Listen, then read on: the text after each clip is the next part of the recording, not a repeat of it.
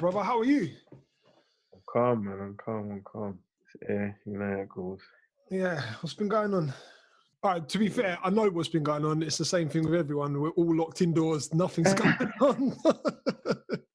I've been doing bare things. I just got back off tour. Just been shelling the shows.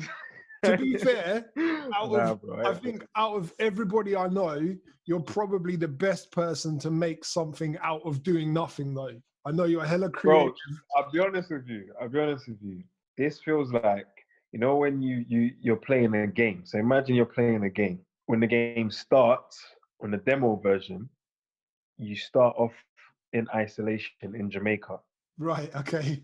And then when you clock that bit of the game and you get the real version, I just feel like I'm in a new place now. Yeah. Doing the same shit. You get me? It's just a different location. But worse weather. I know where I'd rather be isolated right now. I mean, I hear you on that for sure. To be fair, the weather's been treating us kind of decent. Yeah. Obviously, apart from the last couple of days, but like the last couple of weeks, I've just been at the house, just trying to laying in the garden and pretending that it's Jamaica. Pretending that it's Jamaica. It's like it's the same sun. It's the same sun.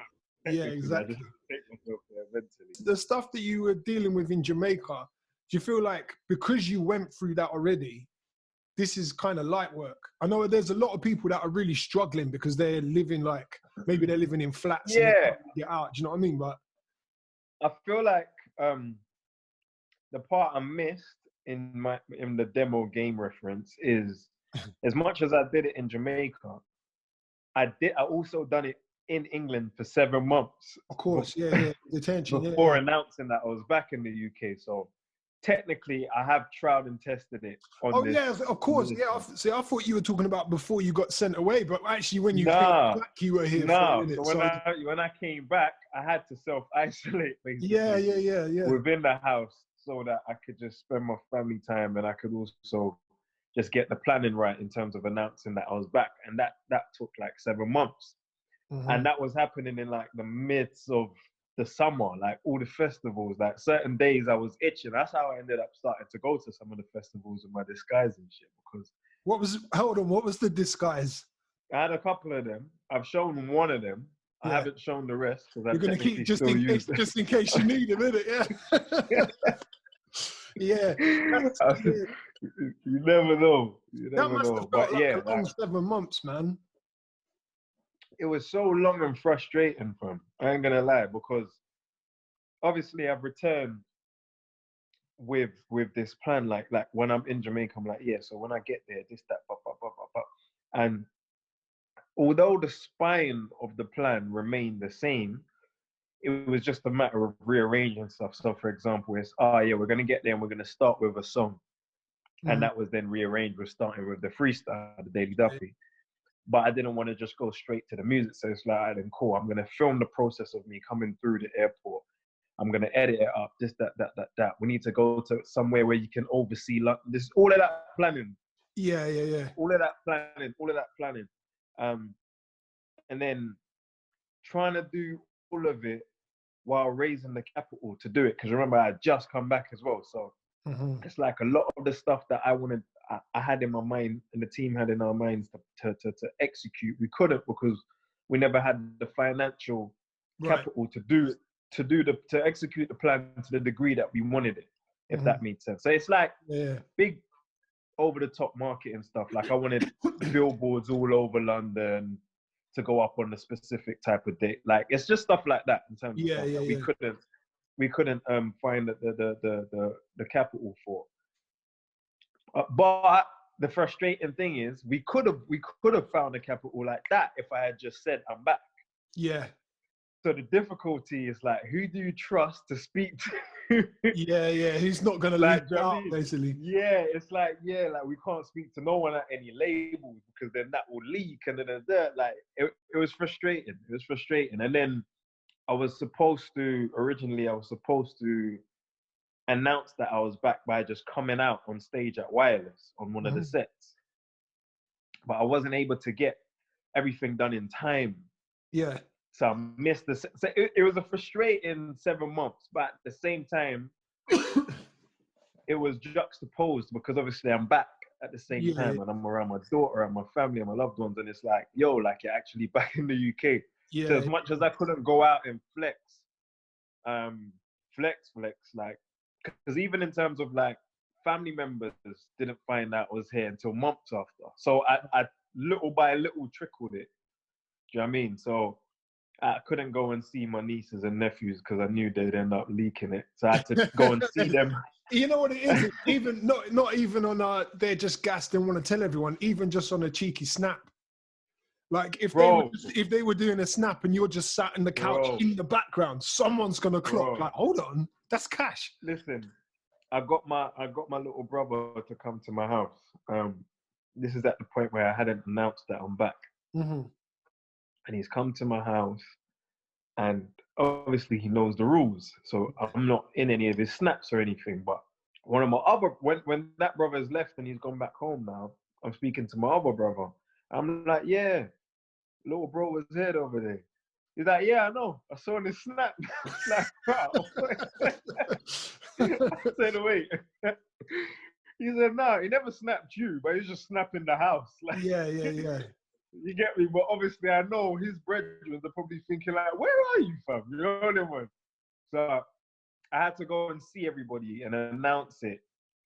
I did it, basically, there was a part of the plan that was to start the rumor that I'm back. Right.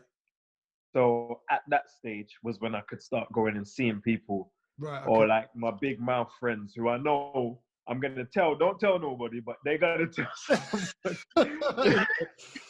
That was the time to shout them. Get me, but I'm not going to lie. I nearly became one of them because you remember we spoke, we had that conversation, and it was before you announced it, and we FaceTimed.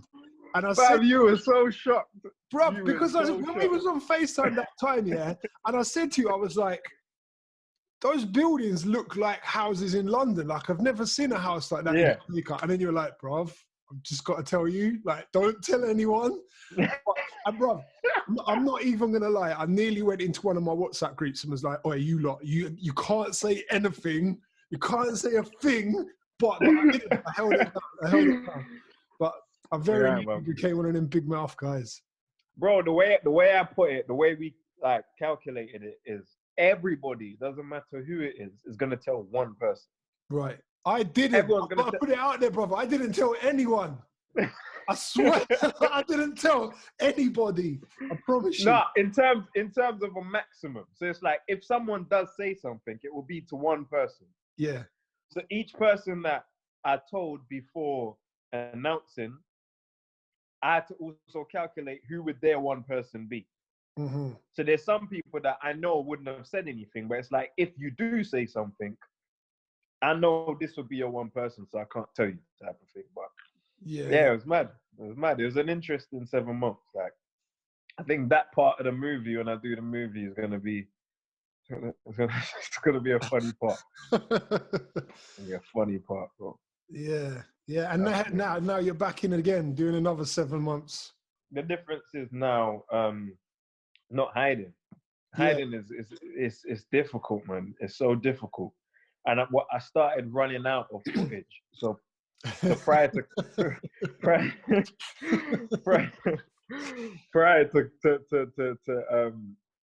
getting back to the UK, I saved up like 6 months worth of footage in Jamaica. So I'd have rainy day footage, sunny day footage. So I'd just phone my people, and whatever the weather was on that day, I'd post those on my socials. Bro, that is so calculated. That's so calculated.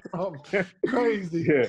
Sick. But then I started running out of footage. So now I'm like double posting and shit. And it's like, yo, I need to, because I only calculated for the 6 months. Right. Yeah. So that last month was peak. Is that where the floor cleaning came from? Because, brother, I swear, out of everyone in the UK scene, you have got the cleanest kitchen floor. Do you know what? Every time I go on your IG and listen and watch your story, 9 times out of 10 we're cleaning the floor.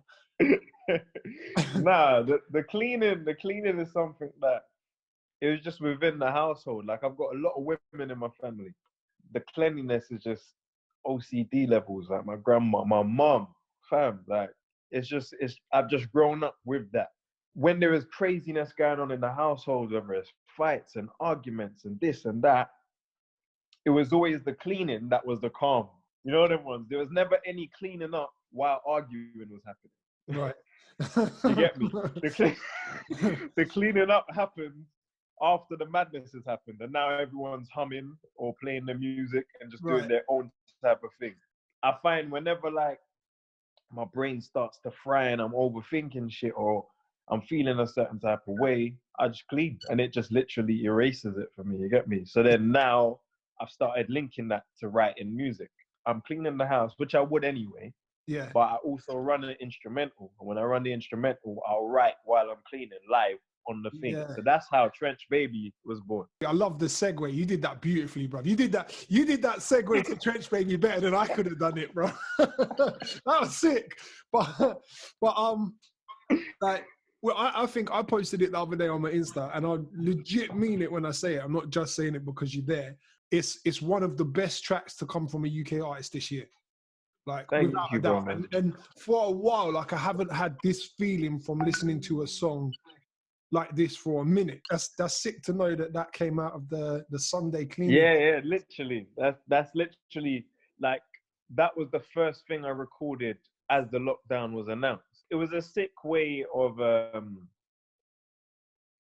showcasing how the music's created with me. Because that, there's a lot of songs I've written in that form, but I've never shown it. I could describe that, but it was sick for people to actually see the process. So they literally saw the first lines. Like, yeah. Do you you have come that up with archive? each line. Have you got that archive? Yeah, we've got it. We've got it.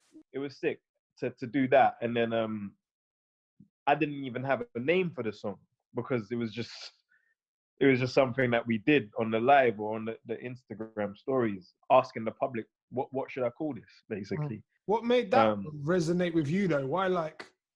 Why Trench Baby? The name resonated with me because it was from when I was a baby. It wasn't like, right, yeah. I ended up in growing up in certain circumstances once I became a teen. It was from when I was a baby, like from I was born in the trenches. You feel me? So the name resonated with me still. And what about the Trench Baby challenge? What made you think to give out, like, first of all, when I see artists do this, I love it because I see the confidence in putting your track out and being like, right, what can you do? Because you're like, no one can do better than me. But try your best. Do you know what I mean? Do you know the maddest thing? The maddest thing is I knew straight away that was what I was gonna do. In terms of if I was to do any sort of challenge or anything, I knew, because the beat, shout out to Deanie Boy, the producer behind the rhythm. The beat reminds me of just something that I knew people would rap on.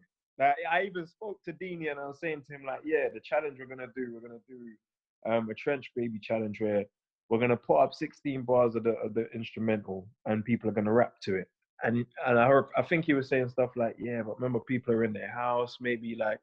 And I said to him, bro, everyone raps. I promise you. I nearly put 32 bars down to it, bro. I'm not even lying. Everyone is a rapper. Don't worry. Trust me.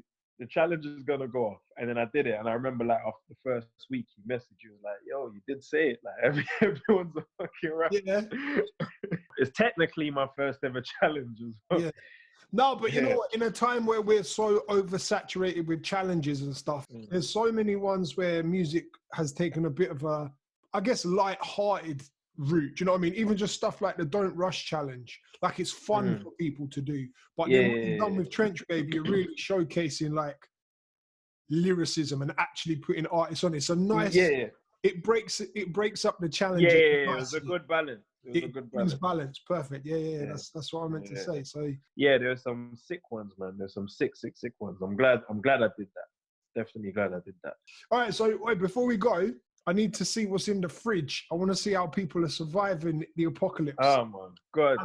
I bet you've got nothing but clean food in there. I know you're a healthy guy. Do you know what? I literally just cleared out the fridge and cleaned it yesterday. These are some coconuts. Yeah. What we got in there? Some dates. See, I told you. I said you're the healthy guy, innit? some beetroot, some almond milk. Yeah, the only thing that surprises me, bruv, is that the beetroot's in a packet. I thought you would have had it like from the market where it's still got the stems on the roots and stuff. Yeah, no, these were for juicing because we did a juice fast over there. Basically, it was the quickest way to get them done. I couldn't get all of that, but yeah, that's basically the fridge, bro. You said you cleared it out. That looks like my fridge on a good day. I'm not gonna lie. I'm supposed to order a shop, but I don't. If I shop, I have to clean the fridge before I put the new stuff in. Right. So what you're seeing is now a fridge pending a shop. Oh, yeah, I swear you must be like the perfect housemate, bro. Like cleaning the fridge every week before the shop comes. Sundays got good music blasting as he's cleaning the kitchen floor. Yes, if you ever need a flatmate, bro, just shout me, innit? I got you. I'll shout you. I'll let you know. As always, sick catching up. I'm glad that the people get to see this one. Obviously, we just talk like whenever. Yeah, of course. I'm glad that the people can see this one now, and for sure, I think everybody's happy that Cashh is back for real. Like, I appreciate it, man. Appreciate it. Like I said, during these times, I'm just making the most out of really just being still. Because in here, I'm not being still, but it helps when I'm not physically everywhere. Yeah. And I'm not mentally everywhere. Do you know what I mean? At least I can try and put the focus on here. But yeah, like obviously more music coming. Standard. Very, very soon. Yeah, everything's there. So as you know, I'll send you what I can send you ASAP. Yeah. As soon as they're mixed down, bro, make sure I've got them. Like you know that. As soon as the master comes through. Yeah. But as soon as this is free up, bro, you know I'm gonna pass you for sure. Most definitely. All right, bro. Well, enjoy the rest of your night, and I'll speak to you. Love, bro. All right, then, my G. Take care. Bro.